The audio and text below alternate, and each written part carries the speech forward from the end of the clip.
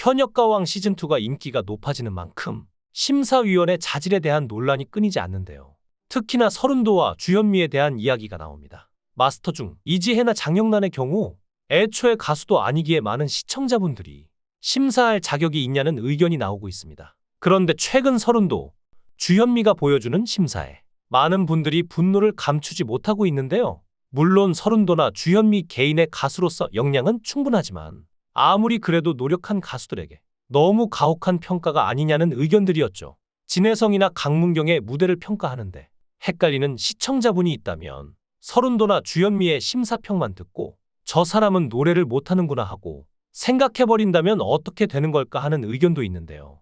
그럴 수밖에 없는 게 현재 대부분의 현역가왕 시즌2 시청자분들이 서른도와 주현미가 유독 진혜성, 강문경에게 가혹하다는 의견이 많기 때문입니다. 팀미션 이후 계속 연패한 진혜성은 한 번만 이기고 싶다 라는 부담감을 드러냈고, 한강은 마지막 오디션 도전이라며 간절한 다짐을 내비친 후 빈지게를 각기 다른 매력의 음색으로 선보였습니다. 하지만 무대 후 주현미가 지금 무슨 노래인지 파악도 못했다, 평을 안 하고 넘어가겠다 라며 심사평을 거부하는 실망한 모습을 보이면서 얼음장 분위기가 드리워졌고, 이런 분위기 속에서 결국 한강이 36점 차로 승리했죠. 진혜성의 무대에 대해서 서른도는 이런 노래는 툭 던지면 되는데 왜 목에 힘을 주고 잘하려고 하는가 라고 했다고, 주현미는 컨디션이 안 좋은가 생각했다 라고 했다며 둘 다 낮은 점수를 줬는데요.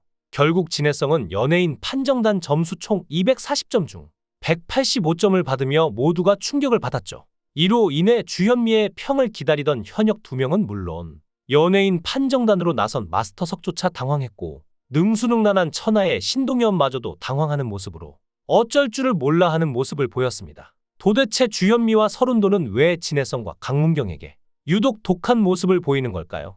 왜 이렇게 객관성을 잃어버리는 걸까요? 사실 서른도는 이전부터 오랜 무명기간을 보냈습니다. 데뷔하기까지도 어려운 시간을 보냈죠. 서른도는 1958년 6월 23일 부산 출생으로 사실 데뷔는 우리가 아는 것보다 빠른데 16살인 1973년에 데뷔했습니다. MBC에도 노래자랑 프로그램이 있었는데 각 지방에서 1등 한 사람이 서울에서 경합하는 형식이었는데요.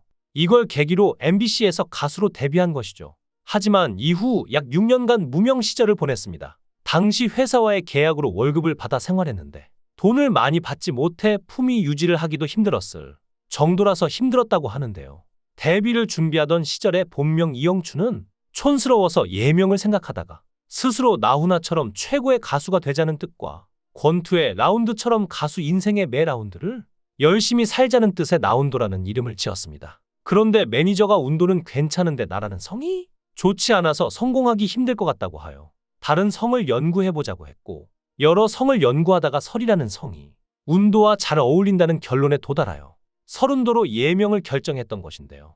서른도가 도사 이름 같으면서 잘 와닿았다며 운도 좋다는 뜻으로 지은 것은 아니지만 이름을 지은 뒤 정말 운이 좋았다고 하죠.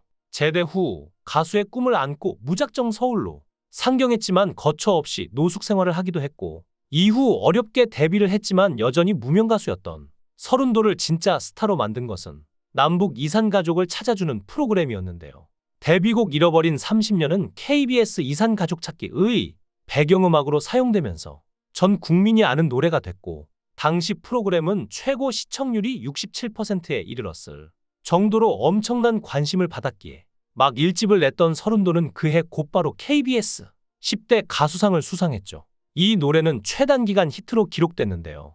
어느 날 서른도와 그의 매니저 안태섭이 이산가족 찾기 방송을 보고 있었는데 안태섭이 이거다 라는 아이디어를 떠올리고 작사가 박건호를 불렀다고 합니다. 그리고 박건호가 밤을 새워 새로운 가사를 만들었고, 다음 날 스튜디오에서 5시간에 걸쳐 노래를 녹음해 KBS에 가서 녹음한 테이프를 전달했는데요. PD 한 명이 이를 듣고 상부의 허가를 받아 이 곡을 방송한 결과 최단 기간에 히트한 곡으로 기네스북에 올랐고, 돌아와요 부산항해처럼 잃어버린 30년 도 개사를 통해 새로운 생명을 얻은 곡의 또 하나의 사례가 될 수 있었죠. 2003년 북한 평양에서 열린 통일음악회에서 노래를 불렀던 서른도는 실제로 탈북민들 상당수가 만나고 싶어하는 가수인데요. 서른도는 북한에서 나를 모르면 간첩이라고 말해주는 탈북자들이 꽤 많았다 면서 다 함께 차차차와 사랑의 트위스트는 북한 주민들 사이에서 큰 유행을 일으켰다는 말을 줄곧 들었다 고 말하기도 했습니다. 그런데 잃어버린 30년 이후 탄탄대로인 것 같았던 서른도가 1984년 일본 고베로 건너가서 블루스카이라는 업소에 출연하면서 피나는 노력을 통해 다시 성공할 수 있었다는 사실은 많이 알려지지 않았습니다. 당시 에어로 설상가상 소속사 대표가 구설수에 휘말렸고 서른도 주변에 있던 사람들도 떠나면서 공황장애와 우울증을 겪었죠. 또한 출연료는 10분의 1로 줄었고 주변에서는 서른도 한물 같다는 조롱도 심심치 않게 들었을 정도인데요. 1984년 매니저와 마찰이 일어나 일본에서 도피 아닌 도피 생활을 했던 3년간의 시절이 바로 이때입니다. 서른도는 도망치듯 일본으로 떠났고 1989년 5월에는 일본 NHK-TV에 인기 엔카 가요 프로그램에 조용필과 나훈아 다음으로 일본에 진출하였으나 역시 큰 성과를 얻지 못하죠. 연속해서 마음이 울적해서 혼자이고 싶어요를 발표하였으나 역시 아무런 인기를 얻지 못하였습니다. 그러던 그에게 당시 영화배우로 인기를 얻고 있는 이수진 씨와의 결혼은 그에게 커다란 행운을 가져다 주었는데요. 결혼 후 생활의 안정을 찾은 서른도는 1991년 9월에 신곡으로 다 함께 차차차를 발표해 다시 큰 인기를 얻기 시작했고 매니저 일은 동생이 맡아 점차 승승장구했고 결국 지금처럼 한국 트로트계 황제의 자리를 지킬 수 있게 된 것입니다. 이렇게 안정된 생활도 잠시 서른도에게 큰 사고가 생겼다는 소식이 들렸습니다. 서른도 가족의 차량이 골목길에서 택시를 들이받고 식당으로 돌진해 7명이 다치는 사고가 있었는데요. 앞 범퍼는 모두 부서졌고 철제 차체까지 찢겨질 정도로 큰 사고였죠. 당시에 서른도는 이제 끝났다라는 생각을 할 정도로 큰 사고였습니다. 그런데 더욱 큰 사고로 이어질 뻔한 게 사고 당시 차량에는 에어백이 14개나 있었지만 하나도 작동을 하지 않았다는 건데요. 블랙박스를 다시 봐도 어떤 부분에서도 에어백이 터지지 않을 이유가 없는데 터지지 않았으니 목숨을 잃을 수도 있던 것이죠. 자칫하면 우리나라의 보물인 가수를 한순간에 잃을 수도 있던 사고였습니다. 계속해서 인생이 위아래로 오르락내리락하고 이번 사고에서 겨우 목숨을 구한 서른도는 다시 한번 영원한 가수로 살아가길 다짐했는데요. 서른도는 시간이 가면 스타들은 주춤하고 사라져 버리기 때문에 끊임없는 자기계발과 새로운 시도를 하지 않으면 자신도 사라질 거라 생각한다는데요. 세월은 우리를 기다려주지 않으니 자신이 세월의 끈을 잡지 않으면 안 된다고 아직까지도 노력의 필요성 강조하곤 합니다. 그래서 오히려 진혜성이나 강문경처럼 더욱 스타성이 보이고 실력이 있는 현역 가수들에게 다른 가수들보다 더욱 엄격한 잣대를 드러내는 게 아닐까요? 한번 스타가 되면 자신이 잘 나간다는 사실에 취해서 건방져지거나 연습을 제대로 안 하고 무대 역시 건성으로 하는 가수들이 있습니다. 그걸 보면서 서른도도 많은 걸 느꼈을 텐데요.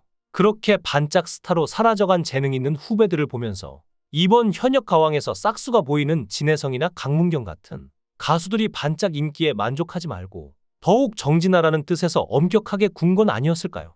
또한 주현미도 마찬가지입니다. 주현미는 과거에 한 트로트 오디션 프로그램의 심사위원으로 참가해 참가자들을 보니 특정한 무대만 서면서 트로트라는 장르를 잘못 알고 트로트 가수라고 활동을 하고 있었다고 아쉬운 마음을 털어놓았는데요.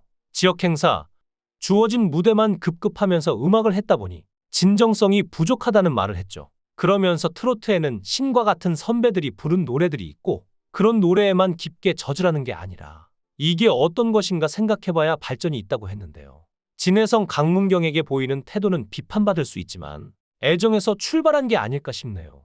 서른도와 주현미는 자신들이 살아온 인생 그리고 트로트 후배를 맞이하는 선배의 애정으로 이런 심사평을 하는 것으로 추정되지만 이런 부분을 시청자들이 어떻게 받아들일 수 있을지 귀추가 주목되는 부분입니다. 여러분들은 서른도와 주현미의 심사에 대해 어떻게 생각하세요? 여러분들의 의견을 댓글로 남겨주세요.